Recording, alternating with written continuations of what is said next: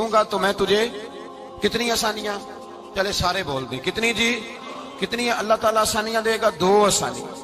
ہم لوگ اچھا جب ہمارا ذہن بن جاتا ہے نا کمزوری کا، ہمارا جب مزاج بن جاتا ہے مایوسی کا، پھر معاملہ ذرا ہمارے لیے گمبھیر ہو جاتا ہے۔ اگر ہم یہ ذہن بنائے نا کہ مشکل میرے اللہ کی طرف سے آئی ہے تو وہ مجھے آسانی بھی ضرور عطا کرے گا، تو پھر اللہ ضرور ہی آسانیاں عطا فرماتا ہے۔ اور جو مشکلات زندگی میں آتی ہیں نا، حضرت مولا علی شیر خدا رضی اللہ تعالیٰ عنہ کا بڑا خوبصورت فرمان ہے۔ حضرت علی فرماتے ہیں جب تجھے مشکل آتی ہے تو وہ تجھے رب کا پتہ بتانے آتی ہے، وہ تجھے اللہ کا پتہ بتاتی ہے۔ اس لیے کہ جب تو سارے اسباب کر لیتا ہے، جو ضرورت ہوتی ہے پوری کرتا ہے، تندرست ہو کے وہ کام کرتا ہے، پھر بھی کام نہیں ہوتا، تو اس کا مطلب ہے کرنے والا تو نہیں، کرنے والا کوئی اور ہے جو کام کرنے والا، کوئی اور ہے۔ تو عزیز بھائی یاد رکھیں، ہر مشکل کے ساتھ اللہ نے آسانی رکھی ہوتی ہے۔ اگر اللہ تبارک و تعالیٰ بیماری عطا کرے تو اس کے ساتھ اللہ پھر جو تندرستی دیتا ہے وہ بھی بڑی اعلیٰ عطا فرماتا ہے۔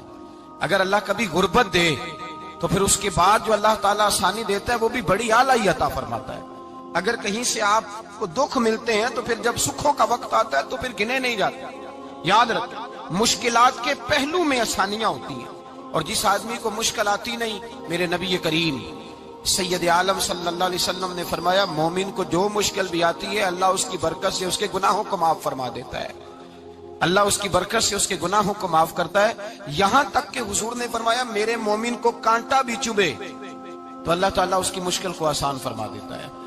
2 بزرگ بیٹھے تھے، ایک حضرت احمد رحمت اللہ علیہ اور ایک حضرت شرف الدین منیری رحمت اللہ علیہ۔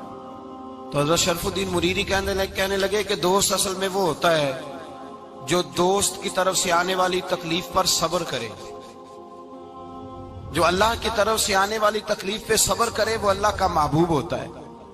تو حضرت احمد فرمانے لگے نہیں مجھے تیری بات کی سمجھ کوئی نہیں آئی، صبر کرے وہ اللہ کا دوست ہے، مصیبت پہ صبر کرے۔ تو کہا جناب پھر اگر نہیں سمجھ آئی تو آپ بتا دیں اللہ کا دوست کون ہے؟ تو آپ فرمانے لگے جو محبوب کی طرف سے آنے والی مصیبت کو اس کا تحفہ سمجھ کے قبول کرے وہ اصل دوست ہوتا ہے۔ اس کا تحفہ سمجھ کے قبول کرے، اپنے رب کا تحفہ سمجھے، مالک کا تحفہ سمجھے کہ اس نے مجھے تحفہ دیا ہے، مجھے کسی مشکل میں ڈالا ہے۔ تو رب کریم بلا مثال و بلا تشبیہ سمجھانے کے لیے اللہ جب کسی کو مشکل میں ڈالتا ہے، کافروں کو تو اس نے موجیں کرائی ہوئی ہے، بڑی بڑی سہولتیں دی ہوئی ہیں، مشکل میں ڈب بھی ڈالتا ہے، اپنے نیک بندوں کو ہی ڈالتا ہے۔